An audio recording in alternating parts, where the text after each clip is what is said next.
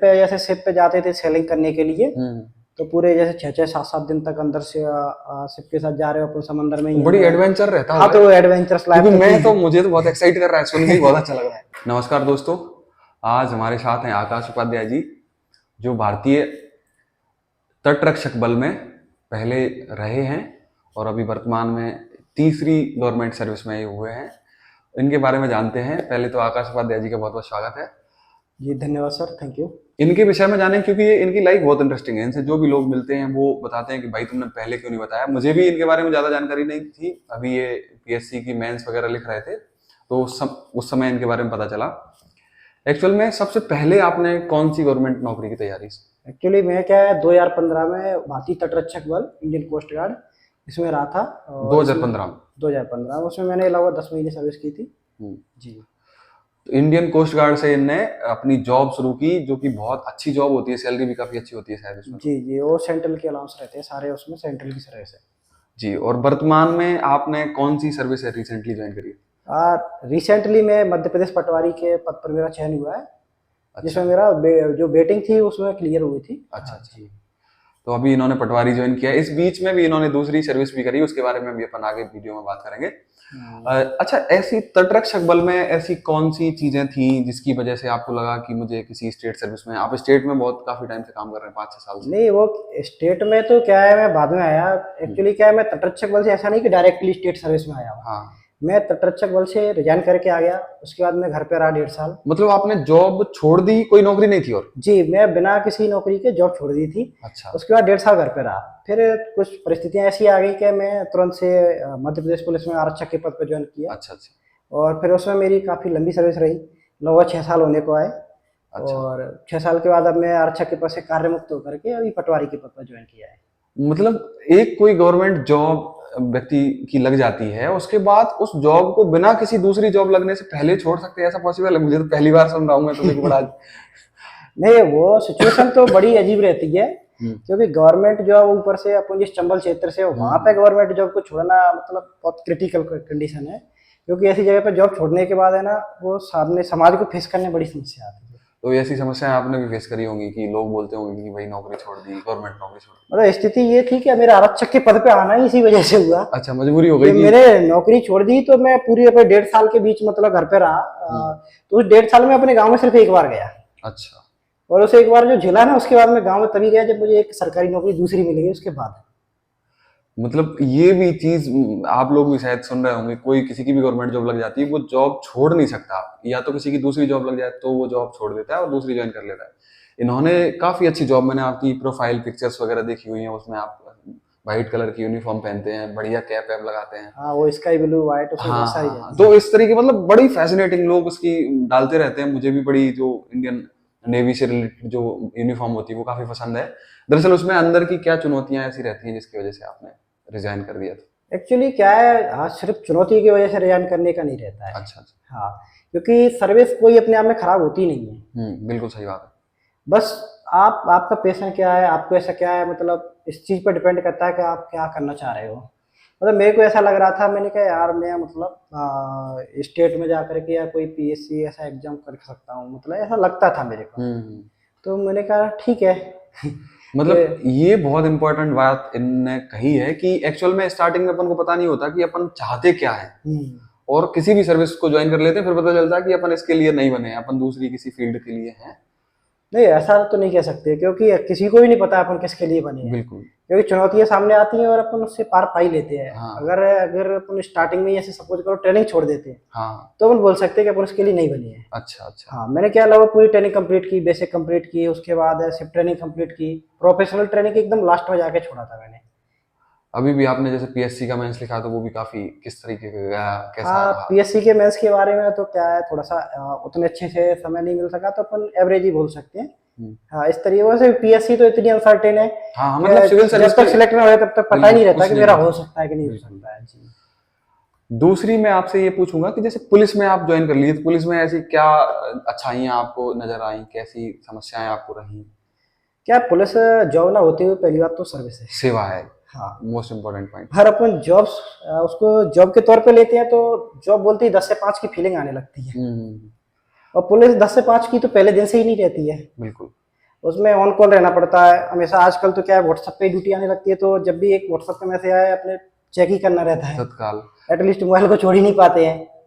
तो मतलब on call यानी 24/7 में ये नहीं रहता कि 24/7 ड्यूटी करनी है, पर 24/7 कभी भी बुला सकते हैं, ये पुलिस में तो है चैलेंज। तो मतलब कुछ लोग पुलिस यानी बेल्ट की नौकरी में आते हैं कि जॉब लग जाए, पर जॉब जैसा नहीं होता। बेल्ट की नौकरी तो सेवा है जिसमें अपन को 24/7 इस तरीके से काम के लिए तैयार रहना पड़ता है। कभी भी आपकी नौकरी आ सकती है, कभी भी आपको जाना पड़ सकता है। तो बहुत मतलब काइंड ऑफ वो रहती है कि मतलब रिस्पॉन्सिबिलिटी टाइप की। हाँ 24 घंटे ही ऐसा क्या है, रिस्पॉन्सिबिलिटी। 24 घंटे बोलने के लिए ऐसा नहीं है, खाने पीने सोने सबके लिए टाइम तो सारी सर्विस में मिलता है।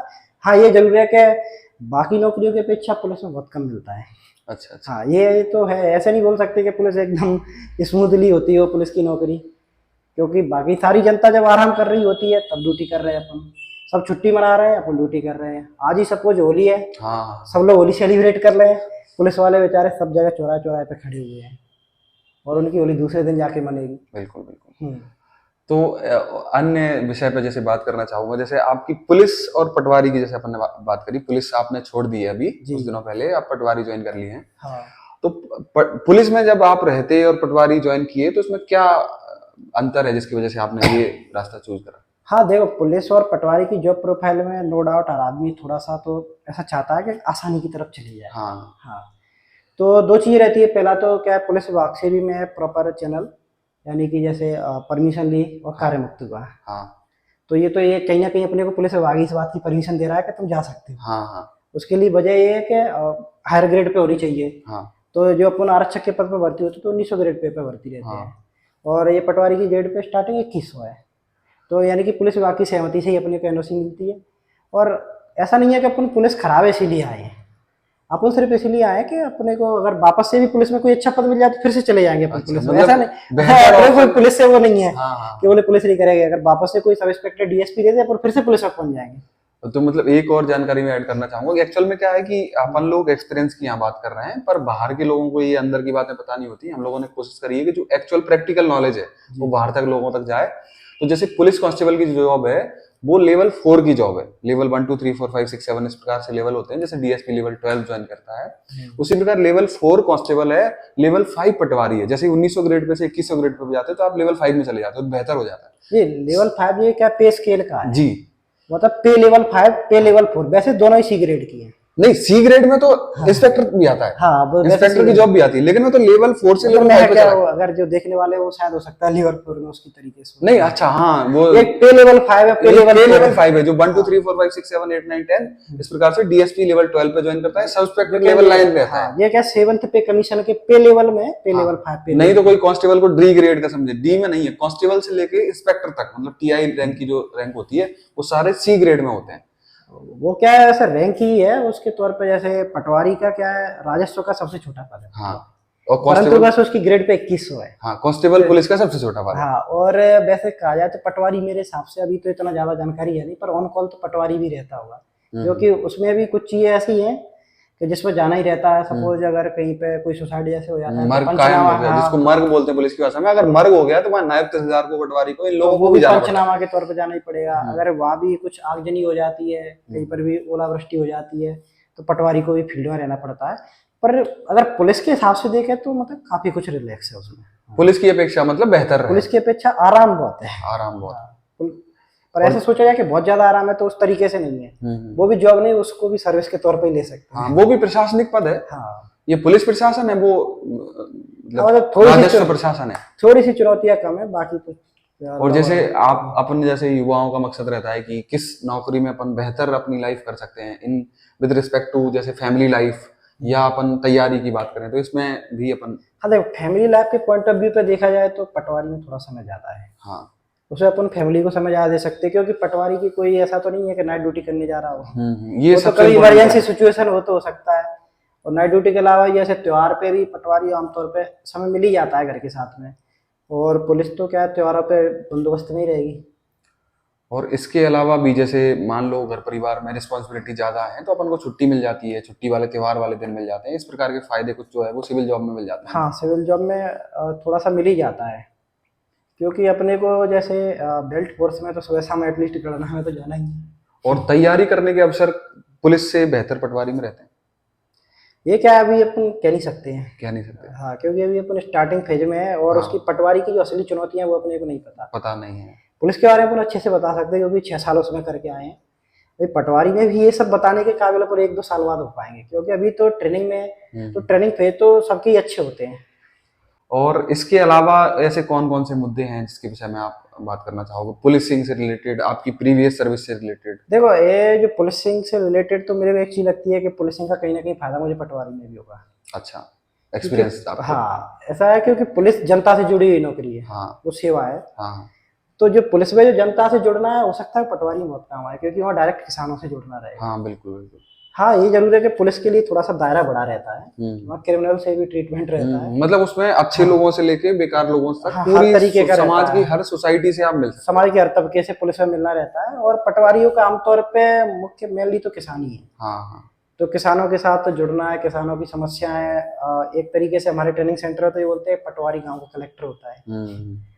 यानी कि गांव लेवल पर काफी मतलब समस्या एक पटवारी स्टोरी हल कर है, जो सकता वो है। स्टोरी जरा मुझे आप बताया, पटवारी है तो अब मैं चाहूंगा कि आप सुनाएं। हाँ। दरअसल कोई इंसान आईएएस बनता है तो उसकी स्टोरी जो है। अच्छा, वो स्टोरी तो क्या मैंने भी बचपन से बहुत सुनी थी। हाँ। और स्पेशली हमारे चंबल क्षेत्र में ये स्टोरी कुछ ज्यादा ही है। हाँ। हमारे यहाँ मतलब विधायक, सांसद, राष्ट्रपति कुछ ही बन जाए, पर 2 पद सबसे बड़े आते हैं। हाँ। जिसमें एक पद आता है थानेदार, हाँ। और दूसरा पद आता है पटवारी। हाँ।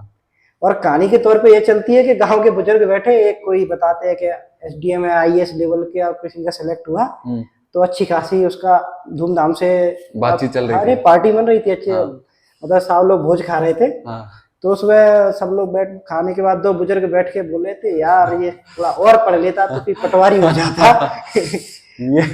ये स्टोरी कहानी बड़ी दरअसल प्रचलित है। जो जानकारी नहीं होती तो लोग पटवारी को, सब इंस्पेक्टर की नौकरी को, थानेदार को, इनको नौकरियों को बड़े कि भाई इनका लड़का आईएएस बन गया, अगर थोड़ा बहुत और पढ़ लेता तो थानेदार बन जाता, और पढ़ लेता तो पटवारी बन जाता, इस प्रकार की स्टोरी चलती रहती है। हाँ, नहीं तो बचपन में क्या है, हम भी ऐसे ही सोचते थे, बोले कि बड़े होके यार पुलिस वाले बन जाएंगे, ये बड़ा है थोड़ा सा, क्योंकि वो गांव में उस हिसाब से स्थिति रहती है कि बोले पुलिस बन जाएंगे। यानी गांव में आते ही कौन है, पुलिस आती है, पटवारी आते हैं, ग्राम सेवक आते हैं, तो उन्हीं पदों को अपन जानते हैं, टीचर। तो मतलब ज्यादातर उन्हीं सबके बारे में कि बोले हाँ, बोले शिक्षक बन जाएंगे, मतलब बोले पुलिस बन जाएंगे, जिसका पटवारी बन जाएंगे। मतलब जो चीज देखते हैं फिर वही अपन सोचते हैं यही बड़ा है, क्योंकि उनका क्योंकि दायरा और काम सारे। अक्सर मैं देख रहा हूँ कि गांव ग्रामीण बच्चों में जैसे बैंक की जॉब है, इवन आईएएस आईपीएस का जो रील्स वायरल होती है, क्योंकि एसपी का ही नाम चलता है, डिस्ट्रिक्ट में एसपी होता है, लेकिन ऐसे कई सारी जॉब मैं अपनी तरफ से इसको बताना चाहूँ। जैसे मेरा जो पर्पज है, जैसे मैं फ्यूचर में मुझे कोई काम करने का मौका मिले, सेवा करने का मौका मिले, तो मैं आईएएस आईपीएस की सर्विस को प्रेफरेंस नहीं दूंगा, मैं सर्विस को प्रेफरेंस दूंगा जैसे कि यूएन जो मिशन होते हैं बहुत सारे, जो एक्चुअल पर्टिकुलर काम के लिए काम करते हैं। जैसे आपका मान लो गरीबों के लिए काम करने का है, तो अफ्रीका में बहुत सारी गरीबी है, हिंदुस्तान में बहुत सारी गरीबी है, तो आप यूएन मिशन में किसी भी डिपार्टमेंट से जा सकते हो डेपुटेशन पे। एक चीज, दूसरी तरीके से आप ग्लोबल गवर्नेंस में एमबीए कर सकते हो, हार्वर्ड वगैरह यूनिवर्सिटीज, मतलब किसी अमेरिकन यूनिवर्सिटी से।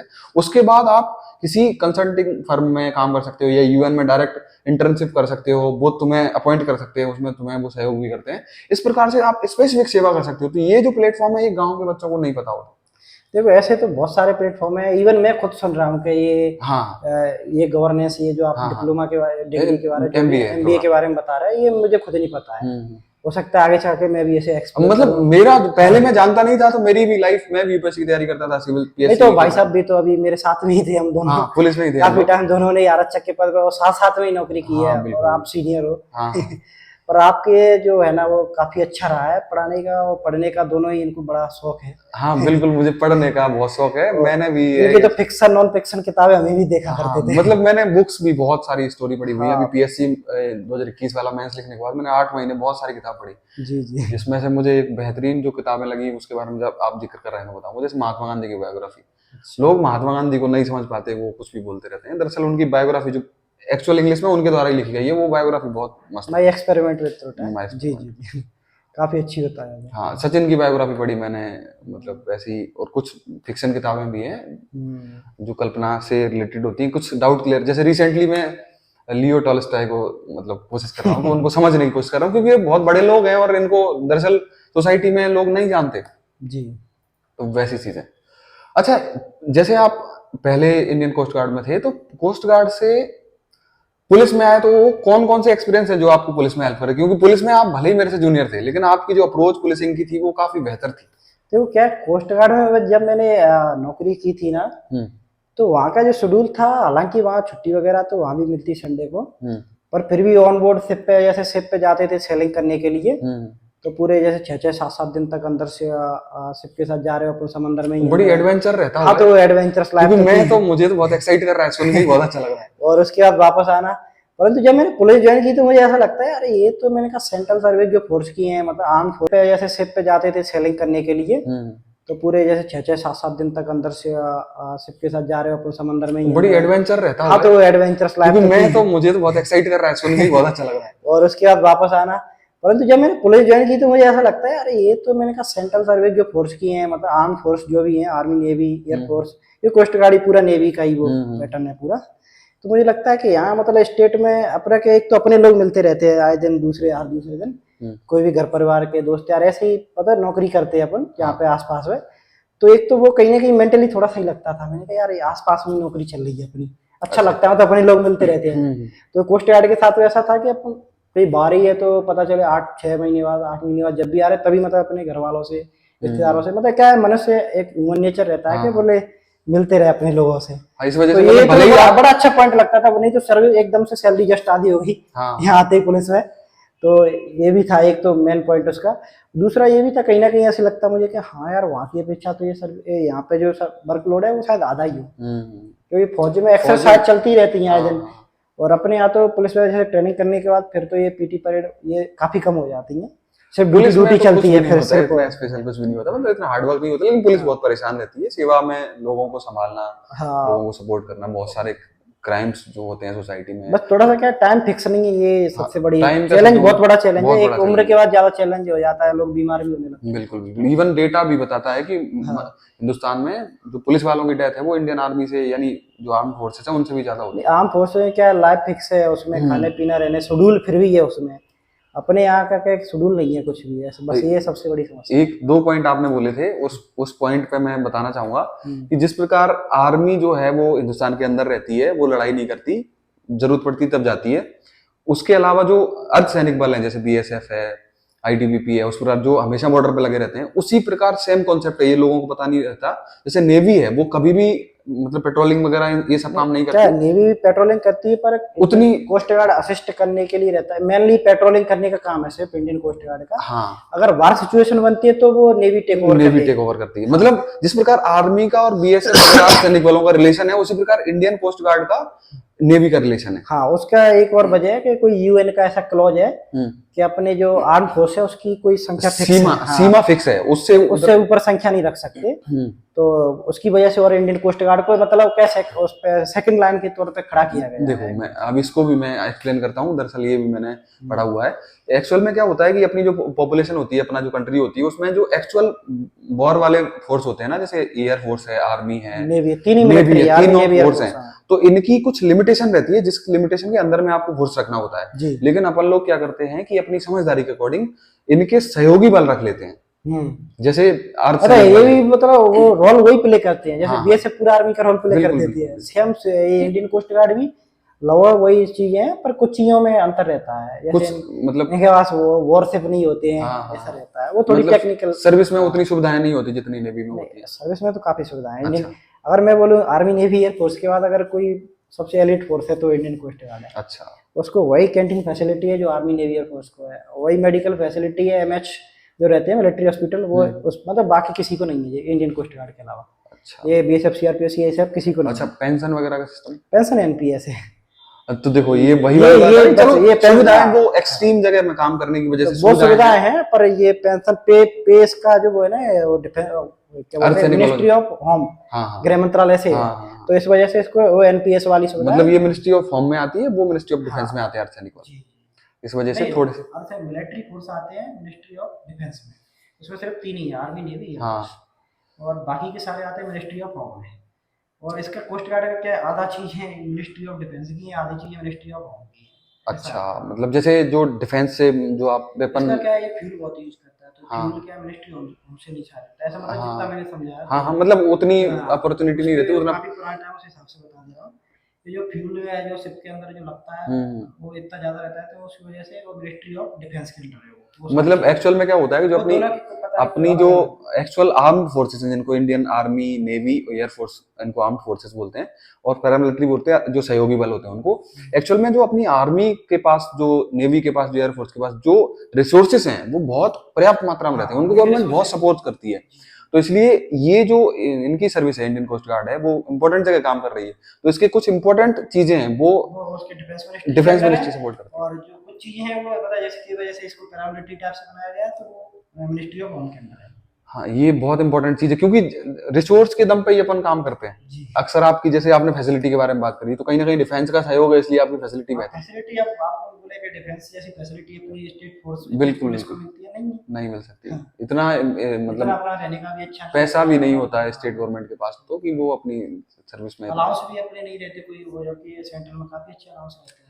हाँ इसमें तो एक्स्ट्रा पे, जैसे अभी रिसेंटली होली चल रही है, तो सभी फोर्स जो है वो डबल शिफ्ट में काम कर रहा है, ऑलमोस्ट डबल, 24 घंटे, 24/7 सारे लोग। मतलब लोग बोलते हैं कि किसी की लाइफ बहुत आसान होती है, कई लोग तो ऐसा मान के चलते हैं कि आईपीएस बनने के बाद कुछ काम नहीं रहता, डीएसपी बनने के बाद कुछ काम नहीं रहता। दरअसल में जानकारी के लिए आप इसको बताएं तो बताएं कि किस प्रकार से वो काम करते हैं, आपने भी काम करा। नहीं सिर्फ क्या है, वो रैंक बड़ी है हाँ और उससे कोई जॉब नेचर कम नहीं हो जाती। जो जॉब का वो तो ऐसा है कि जितना सीनियर अधिकारी होगा वो उतनी हेडक्वार्टर नहीं छोड़ सकता है। हाँ अब हेडक्वार्टर ही और 24/7 अलर्ट में ही रहेंगे। बात ये है कि बस इतना रहे कि आरक्षक सड़क पे खड़ा है, अब आईपीएस तो नहीं खड़ा है, तो ऐसे इस तरीके से पर उसको ये नहीं दे सकते, लेकिन उसकी मतलब आईपीएस भी नहीं कर रहे, आईपीएस के लिए चैलेंज और ज्यादा है ऐसे नहीं। मतलब एक्चुअल में सोशल मीडिया पे जो जो ये बिजनेस इंडस्ट्री है, इनकी लोगों की कोचिंग माफिया जो भी चलाते हैं, इन लोगों ने क्या करके रखा है, इन जॉब्स को इतना हाइप कर दिया है बच्चों को बताने में, ग्रामीण परिवेश से आते हैं, कि वो मरे जाते हैं कि भाई 1.5 लाख रुपए फीस लेके उनसे बिजनेस चला रहे हैं ये लोग, और ऐसे हाइप करके रखी है। दरअसल ये सेवाएं हैं, जिस स्तर पे आप ज्वाइन करते हैं बहुत मेहनत करना पड़ती है। आईपीएस के पास कितने फोन आते हैं वो दिन भर में, आप विश्वास नहीं कर सकते, आप फ्रस्ट्रेट हो जाओगे एक दिन में। अरे मुझे एक याद है 2017-18 के आसपास का था, पता नहीं कौन पटवारी था, उसका नायब तहसीलदार में सिलेक्शन हुआ था। हाँ। तो उसने वापस से अपने उसके लिए दिया था कि मुझे अपने मूल पद पर वापस आना चाहता हूँ। तो उसका अखबार में चला, उसकी कटिंग बहुत वायरल हुई थी। अभी रिसेंटली उत्तर प्रदेश में सब इंस्पेक्टर बन के आया था, दिल्ली पुलिस का कांस्टेबल, उसने उत्तर प्रदेश सब इंस्पेक्टर छोड़ के दिल्ली में कांस्टेबल ज्वाइन कर लिया, क्योंकि वो सेंट्रल गवर्नमेंट की जॉब है और फिक्स थोड़ा शेड्यूल थोड़ा ठीक है यूपी पुलिस की अपेक्षा। तो इस प्रकार की कंडीशन है, क्योंकि हर किसी की कैपेसिटी नहीं होती। जैसे बहुत सारे लोग प्रमोशन नहीं लेना चाहते, वो जैसे अभी कई इंस्पेक्टर, हाँ बिल्कुल, तो अपने सबसे छोटे पद पे ही रहना चाहते हैं, क्योंकि कई बार क्या होता है अपनी कैपेसिटी नहीं रहती। जैसे मेरे जो अधिकारी हैं वो ऑलमोस्ट मेरे से तिगुना काम करते हैं।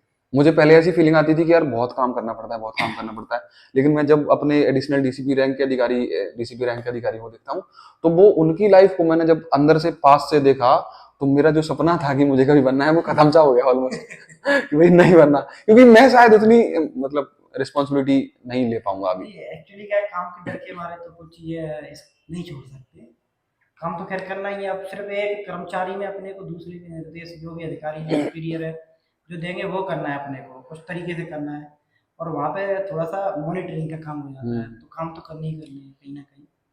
लेकिन फिर भी मैंने सोच के रखा है कि जैसे मान लो उससे थोड़ा छोटा पद, इससे थोड़ा मतलब इससे बेहतर काम कर सकता हूँ, सब इंस्पेक्टर टीआई तक काम कर सकता हूँ, लेकिन डीएसपी, एडिशनल एसपी, एसपी बहुत काम करना पड़ता है। मतलब अभी मेरी कैपेसिटी नहीं है, फ्यूचर में हो जाएगी तो वो भी ट्राई करूंगा। अच्छा है, कोई नहीं। आप अगर आपको मौका मिलता है तो आप कौन कौन सी सर्विस में, जैसे आपको इंटरनल डिपार्टमेंट के थ्रू? देखो इंटरनली तो ऐसा है, अब इससे ऊपर जो भी प्रमोशन होंगे वो इंटरनली चलते रहेंगे। अगर बिना एक एग्जाम होता है 5 साल के बाद ऊपर कभी कभी आता है, ऐसे उस हिसाब से मिलता नहीं देने को, उसमें 5 साल की सर्विस होनी चाहिए और डायरेक्ट नायब तहसीलदार बन जाती है। हाँ वो नायब तहसीलदार के प्रॉपर एग्जाम होती है, वो प्रॉपर सिर्फ डिपार्टमेंटली होता है, डिपार्टमेंट वालों के लिए होता है, और उसका ऐसा है कि पता चले कभी 10 साल बाद आता है, कभी 20 साल बाद आता है, उसका कोई कंफर्म नहीं रहता है। और बाकी तो फिर यही है, ओपन एग्जाम देते रहो, पीसीएस एमपीपीएससी देते रहो, एमपीपीएससी से भी ले लो कोई सारे। और इससे ऊपर जो भी हायर ग्रेड पे, अभी तो 2100 हायर तो है नहीं, इससे ऊपर तो 3600 ग्रेड। हाँ 3600 सब इंस्पेक्टर आए तो आपको तो एलिजिबिलिटी भी होगी शायद रिजर्वेशन वाली।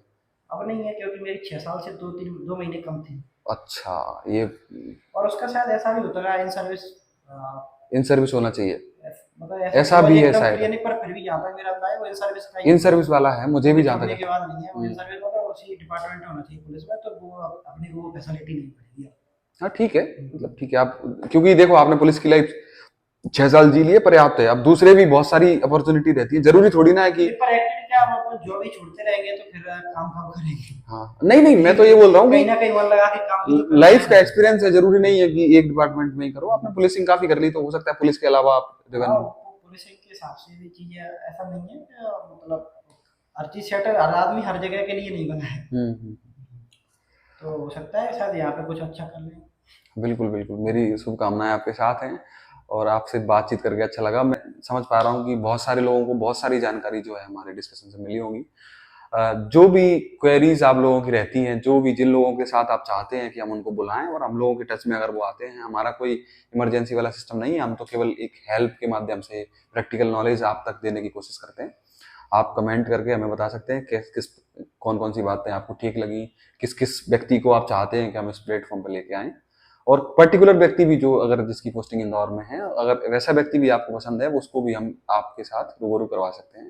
तब तक के लिए मिलते हैं अगले वीडियो। नमस्कार।